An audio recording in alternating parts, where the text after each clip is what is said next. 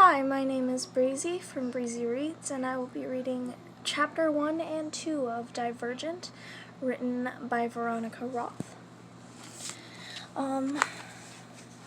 It's a lovely story about a girl who is a part of this group of people who don't quite fit into a category. And everyone else is a part of a category, and they just fit right in there, and they go and they live their lives in that group. But this girl can't figure out which group she's supposed to be in, but she just kind of chooses one instinctually, and she does an incredible job in that one because she could handle being in all of them. It's a really great novel, and I can't wait for you guys to hear it. Hopefully you're following along in your own version of the book. If not, there should be a copy of the text online linked in the description below. But if there isn't, that means I couldn't find one. So you'll just have to listen and maybe take some notes so that you can study the chapters on your own. Chapter 1. There is one mirror in my house. It is behind a sliding glass panel in the hallway upstairs. Our faction allows me to stand in front of it on the second day of every third month, the day my mother cuts my hair. I sit on the stool, and my mother stands behind me with the scissors trimming. The strands fall on the floor and in the dull blonde ring. When she finishes, she pulls my hair away from my face and twists it into a knot. I note how calm she looks and how focused she is. She is well practiced in the art of losing herself. I can't say the same of myself. I sneak a look in the reflection when she isn't paying attention, not for the sake of vanity, but out of curiosity. A lot can happen to a person's appearance in 3 months. In my reflection, I see a narrow face, wide, round eyes, and long, thin nose. I still look like that little girl, though sometime in the last few months I turned 16. The other factions celebrate birthdays, but we don't. It would be self-indulgent. There, she says when she pins the knot in place. Her eyes catch mine in the mirror. It's too late to look away, but instead of scolding me, she smiles at our reflection. I frown a little. Why doesn't she reprimand me for staring at myself? So today is the day, she says. Yes, I reply. Are you nervous? I stare into my own eyes for a moment. Today is the day of the aptitude test that will show me which of the 5 factions I belong in. And tomorrow at the choosing ceremony, I will decide on a faction. I will decide the rest of my life. I will decide to stay with my family or abandon them. No, I say. The tests don't have to change our choice. Right, she says. Let's go eat breakfast. Thank you for cutting my hair. She kisses my cheek and slides the panel over the mirror. I think my mother could be beautiful in a different world. Her body is thin beneath the gray robe. She has high cheekbones and long eyelashes, and she lets her hair down at night. It hangs in waves over her shoulders. But she must hide that beauty in abnegation. We walk together to the kitchen. On these mornings when my brother makes breakfast and my father's hands skims my hair as he reads the newspaper, and my mother hums as she clears the table, it is on these mornings that I feel the guiltiest for wanting to leave them. The bus stinks of exhaust. Every time it hits a patch of uneven pavement, it jostles me from side to side, even though I'm gripping the seat to keep myself still. My older brother Caleb stands in the aisle, holding a rail above his head to keep himself steady. We don't look alike. He has my father's dark hair and hooked nose, and my mother's green eyes and dimpled cheeks.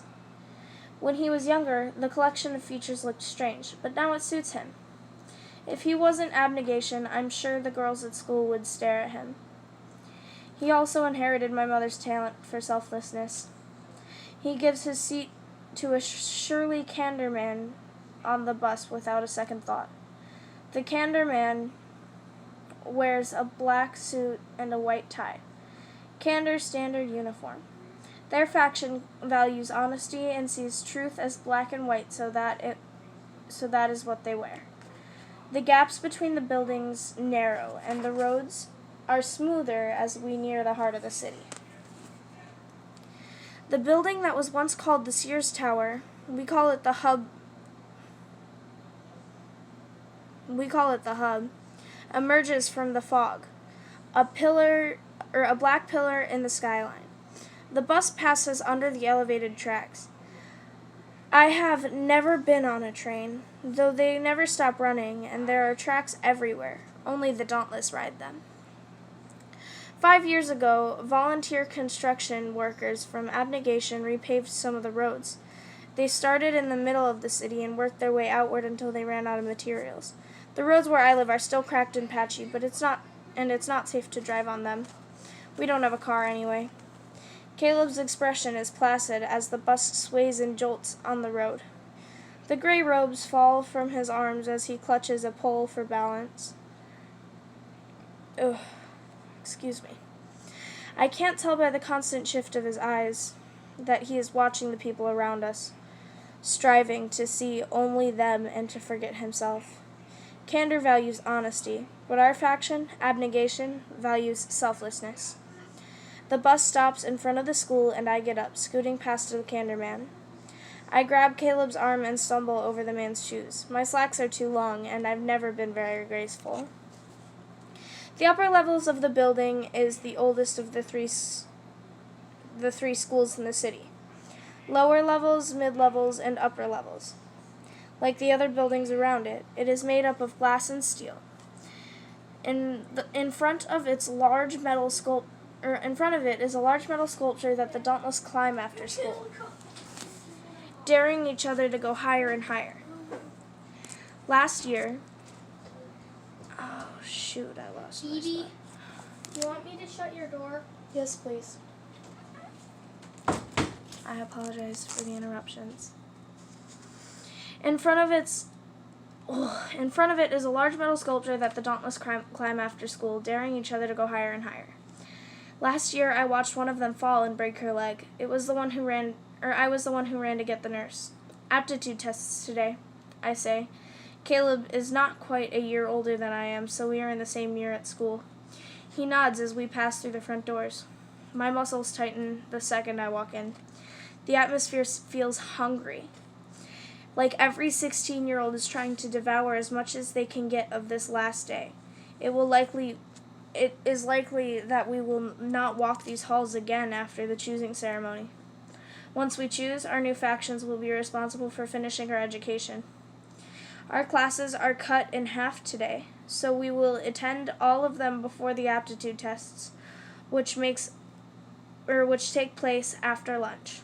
My heart rate is already elevated. You aren't at all worried about today or what they will tell you, are you? I asked Caleb. We pause at a split in the hallway where he will go one way towards advanced math and I will go the other way toward faction history. He raises an eyebrow at me. Are you? I could tell him I've been worried for weeks about what the aptitude tests will tell me. Abnegation, candor, erudite, amity, or dauntless. Instead, I smile and say, not really. He smiles back. Well, have a good day. I walk toward faction history, chewing on my lower lip. He had never answered my question. The hallways are cramped, though the light coming through the windows creates the illusion of space. They are one of the only places where the factions mix. At our age, today the crowd has a new kind of energy, a last day mania. A girl with long curly hair shouts, "Hey!" next to my ear, waving at a distant friend. A jacket sleeve smacks me on the cheek. An erudite boy in a blue sweater shoves me. I lost balance and fall hard on the ground. Out of my way, stiff, he snaps and continues down the hallway. My cheeks warm. I get up and dust myself off. A few people stopped when I fell, but none of them offered to help me. Their eyes follow me to the edge of the hallway. This sort of thing has been happening to others in my faction for months now. The erudite have been releasing antagonistic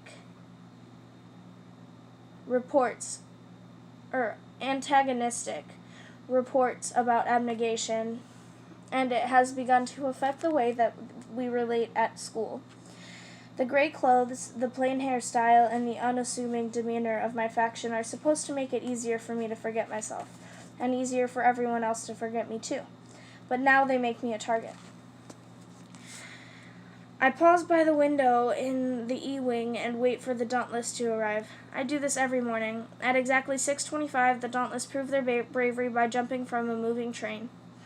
My father calls the Dauntless Hellions. They are pierced, tattooed, and black-clothed. Their primary purpose is to guard the fence that surrounds the city. From what? I don't know. They should perplex me. I should wonder what courage, which is a virtue they most value, has to do with the metal ring through your nostril. Instead, my eyes cling to them wherever they go. The train whistle blares, the sound resonating in my chest. The light fixed on the front of the train clicks on and off as the train hurtles past the school, squealing on iron rails. As the last few cars pass, a massive exodus of young men and women in dark clothing hurl themselves from the moving cars, some dropping and rolling, others stumbling a few steps before regaining their balance. One of the boys wrapped his arms around a girl's shoulders, laughing. Watching them is a foolish practice. I turn away from the window and press through the crowd to the faction history classroom. That is the end of Chapter 1. Now we will begin Chapter 2. Chapter 2. The tests begin after lunch. We sit at the long tables in the cafeteria, and the test administrators call 10 names at a time, one for each testing room. I sit next to Caleb and across from our neighbor Suzanne. Suzanne's father travels throughout the city for his job, so he has a car and drives her to and from school every day. He offered to drive us too, but as Caleb says, we prefer to leave later and would not want to inconvenience him. Of course not.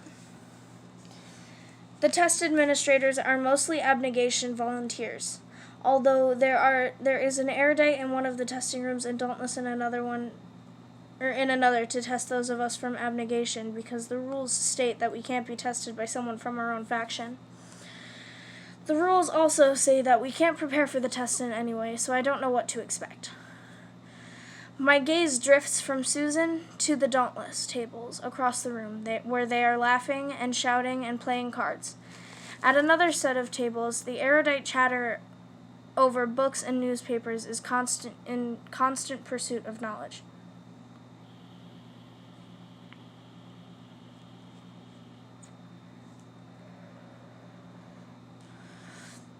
A group of Amity girls in yellow and red sit in a circle on the cafeteria floor playing some kind of hand-slapping game involving a rhyming song. Every few minutes I hear a chorus of laughter from them as someone is eliminated and has to sit in the center of the circle.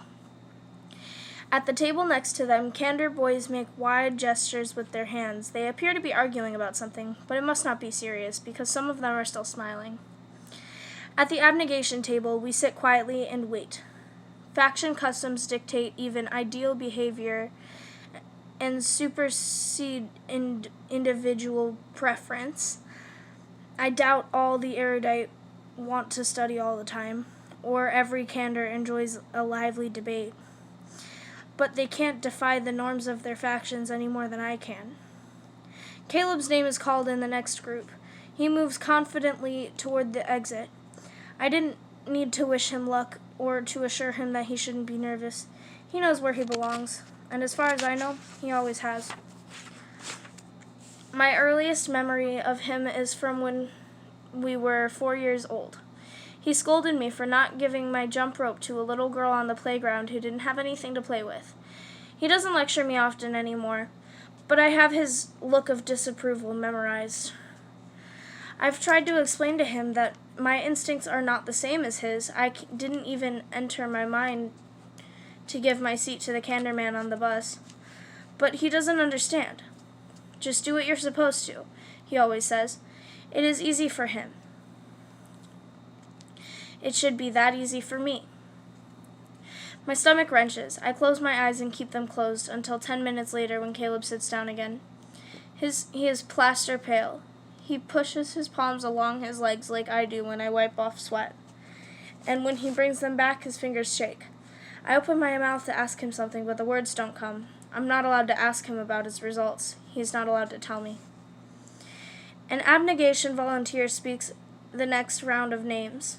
2 from Dauntless, 2 from Erudite, 2 from Amity, 2 from Candor, and then from Abnegation, Susan Black and Beatrice Pryor.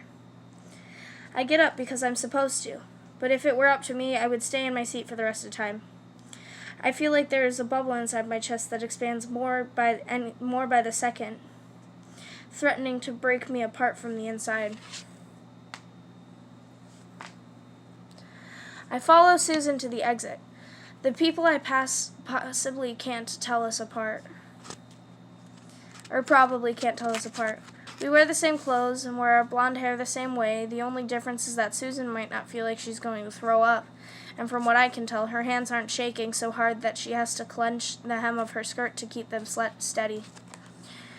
Waiting for us outside the cafeteria is a row of 10 rooms. They are used only for the aptitude tests, so I have never been in one before. Unlike the other rooms in the school, they are separated not by glass but by mirrors. I watch myself, pale and terrified, walking toward one of the doors. Susan grins nervously at me as she walks into room 5, and I walk into room 6 where the dauntless woman awaits for me. She is not as severe-looking as the young Dauntless I have seen, but she has small, dark, angular eyes and wears a black blazer like a man's suit and jeans. It is only when she turns to close the door I see a tattoo on the back of her neck, a black and white hawk with a red eye. And if I didn't feel like my heart had migrated to my throat, I would ask her what it signifies. It must signify something. The mirrors cover the inner walls of the room. I can see my reflection from all angles, the gray fabric obscuring the shape of my back, my long neck, my knobby-knuckled hands, red with a blood blush. The ceiling glows white with light, and the center of the room is a reclined chair, like a dentist's, with a machine next to it.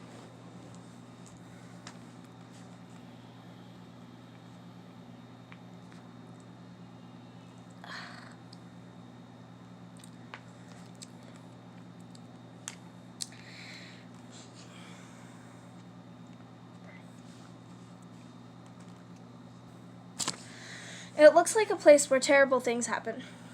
Don't worry, the woman says. It doesn't hurt. Her hair is black and straight, but in the light I see that it is streaked with gray. Have a seat and get comfortable, she says. My name is Tori. Clumsily, I sit in the chair and recline, putting my head on the headrest. The lights hurt my eyes. Tori busies herself with the machine on my right. I try to focus on her and nod at the wires in her hand. Why the hawk? I blurt out as she attaches the electrode to my forehead. Never met a curious abnegation before, she says, raising her eyebrows at me. I shiver. The goosebumps appear on my arm. My curiosity is a mistake, a betrayal of abnegation's values. Humming a little, she presses another electrode to my forehead and explains, in some parts of the ancient world, the hawk symbolized the sun. Back when I got this, I figured if I always had the sun on me, I wouldn't be afraid of the dark. I try to stop myself from asking another question, but I can't help it. You're afraid of the dark? I was afraid of the dark, she corrects me. She presses the next electrode to her own forehead and attaches the wire to it. She shrugs. Now it reminds me of the fear I've overcome. She stands behind me. I squeeze the armrest so tightly the redness pulls away from my knuckles. She tugs wires toward her, attaching them to me. To her, to the machine behind her. Then she passes me a vial of clear liquid. Drink this, she says. What is it? My throat feels swollen. I swallow hard. What's going to happen? Can't tell you that. Just trust me. I press the air from my lungs and tip the contents of the vial into my mouth. My eyes close. When they open, an instant has passed and I am somewhere else. I stand in the school cafeteria again, but all the long tables are empty, and I see through the glass walls that it is snowing. On the tables in front of me are 2 baskets. One is a hunk of cheese, and the other a knife the length of my forearm. Behind me, a woman's voice says, "Choose." "Why?" I ask. "Choose," she repeats. I look over my shoulder, but no one is there. I turn back to the baskets. What will I do with them? "Choose," she yells. When she screams, my fear disappears and stubbornness replaces it. I scowl, and I cross my arms. "Have it your way," she says. The baskets disappear. I hear the door squeak and turn to see who it is. But it's not a who. But a what? A dog with a pointed nose stands a few yards away from me. It crouches low, creeps towards me, its lips peeling back from its white teeth. A growl gurgles from deep in its throat, and I see why the cheese would have come in handy, or the knife, but it's too late now. I think about running, but the dog will be faster than me. I can't wrestle it to the ground. My head pounds. I have to make a decision. If I can jump over one of the tables and use it as a shield. No, I'm too short to jump over the tables, and not strong enough to tip one over. The dog snarls, and I can almost feel the sound of it vibrating in my skull. My biology textbook said that dogs can smell fear because of the chemicals secreted by human glands in the state of duress. The same chemical a dog's prey secretes. Smelling fear leads them to attack. The dog inches towards me, its nails scraping the floor. I can't run. I can't fight. Instead, I breathe in the smell of the dog's foul breath and try not to think about what it just ate. There are no whites in its eyes, just a black gleam. What else do I know about dogs? I shouldn't look it in the eye. It's a sign of aggression. I remember asking my father for a pet dog when I was young, and now staring at the ground in front of the dog's paws. I can't remember why. It comes closer, still growling. If staring into its eyes is a sign of aggression, what is a sign of submission? My breaths are loud but steady. I sink to my knees. The last thing I want to do is lie down on the ground in front of the dog, making its teeth level with my face. But it's the best option I have. I stretch my legs out behind me and lean on my elbows. The dog creeps closer and closer until I feel its warm breath on my face. My arms are shaking. It barks in my ear, and I clench my teeth to keep from screaming. Something rough but wet touches my cheek. The dog's growling stops, and when I lift my head and look at it again, it is panting. It licked my face. I frowned and sit on my heels. The dog props its paws up on my knees and licks my chin. I cringe, wiping the drool from my skin, and laugh. "You're not such a vicious beast, huh?" I get up slowly. I don't want to startle it, but it seems like a different animal than the one that faced me a few seconds ago. I stretch out my hand, carefully, so I can draw it back if I need to. The dog nudges my hand with its head. I am suddenly glad I didn't pick up the knife. I blink. When my eyes open, a child stands across the room wearing a white dress. She stretches out both hands and squeals, "Puppy?" As she runs towards the dog at my side, I open my mouth to warn her, but I am too late. The dog turns. Instead of growling, it barks and snarls and snaps, and its muscles bunch up like coiled wire. About to pounce, I don't think. I just jump. I hurl my body on top of the dog, wrapping my arms around its thick neck. My head hits the ground. The dog is gone. So is the little girl. Instead, I'm alone in the testing room, now empty. I turn in a slow circle. I can't see myself in any of the mirrors. I push the door open and walk into the hallway, but it isn't a hallway. It's a bus, and all the seats are taken. I stand in the aisle and hold on to a pole. Standing near me is the man with the newspaper. I can see his face over top of the paper, I can't see his face over top of the paper, but I can see his hands. They are scarred, as if he was burned, and they clench around the paper like he wants to crumple it. "Do you know this guy?" he asks. He taps the picture in front of a newspaper. The headline reads, "Brutal Murderer Finally Apprehended." I stare at the word murderer. It has been a long time since I last read that word, but even its shape fills me with dread. In the picture beneath the headlines, a young man with a plain face and a beard. I feel like I do know him, though I don't remember how, but at the same time, I feel like it would be a bad idea to tell this man that. "Well?" I hear anger in his voice. "Do you?"